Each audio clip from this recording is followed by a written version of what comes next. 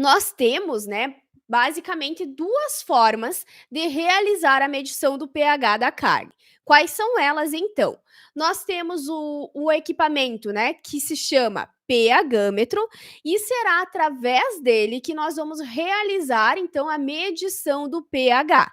O pH, né, pessoal, é potencial hidrogiônico. Então, geralmente, ele gira, né, em uma faixa de 0 a 14, onde a gente tem o neutro, básico e ácido, certo? E para carnes, então, nós temos 2 tipos de pHmetros que podem ser utilizados. Nós temos o pHmetro de bancada, tá? Que é mais utilizado, então, lá nos laboratórios, né? Para pesquisas, análises, tanto em universidades, né? A nível de caráter educacional, quanto a nível também de pesquisas. Também, né, é utilizado nos laboratórios dos frigoríficos, quando se tem, né, esses laboratórios de pesquisa, ou ainda, né, em outros laboratórios que utilizam, então, esse pHmetro de bancada. Qual a diferença, né? A gente tem esse de bancada, então, utilizado, não é utilizado no dia a dia lá do frigorífico, é utilizado em laboratório, tá? E nós temos o pHmetro, então, portátil, né, que é um pHmetro de inserção. Esse pHmetro, sim, é utilizado, então, lá no chão de fábrica, porque o próprio nome dele já está nos dizendo, é um pHmetro, né, um equipamento portátil. Então, nós conseguimos, né, ter livre acesso a ele, né, nós conseguimos usar ele de uma forma mais fácil. E assim facilita, né, realizar a medição desse pH. Então, as diferenças que nós temos. O pHmetro portátil, eu simplesmente vou inserir ele, né, lá na carne, lá no local em que eu desejo realizar a medição do pH, e ele vai me dar, então, o valor, né, do pH correspondente daquela peça carne, certo? Então, basicamente, é muito simples, tá? Como que é o aspecto visual desse equipamento? Ele é como se fosse um termômetro, né, para quem nunca viu um pHmetro, é como se fosse um termômetro. Nós temos alguns que ele tem aquela ponta pontiaguda, que nem um termômetro de espeto, tá? E nós temos alguns que tem uma espécie de uma faquinha na ponta. Isso vai depender de acordo com o modelo que é utilizado, né? A gente tem algumas variações no mercado, mas é só você inserir no local e ele vai te fazer essa leitura.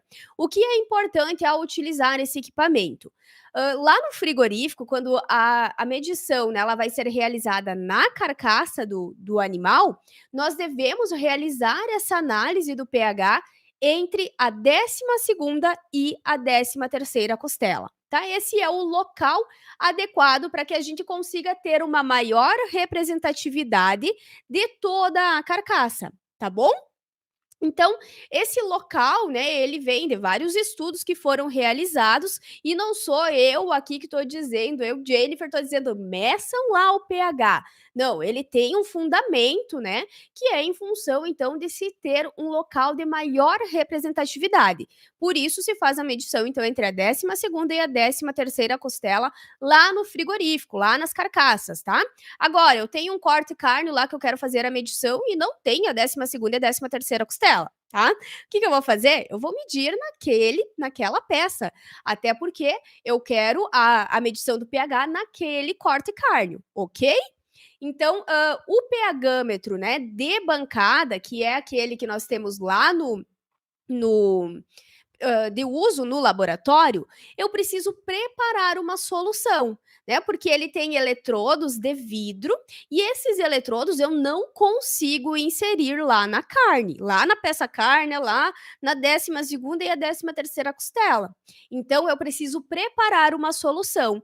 E para isso, né, nós temos alguns protocolos que são utilizados, né, de formas de se preparar essa solução, quanto que você vai utilizar de carne, quanto que você vai utilizar de água. Então, nada mais é do que o preparo dessa solução é você diluir a carne, né, a amostra que você quer realizar essa medição em água, tá?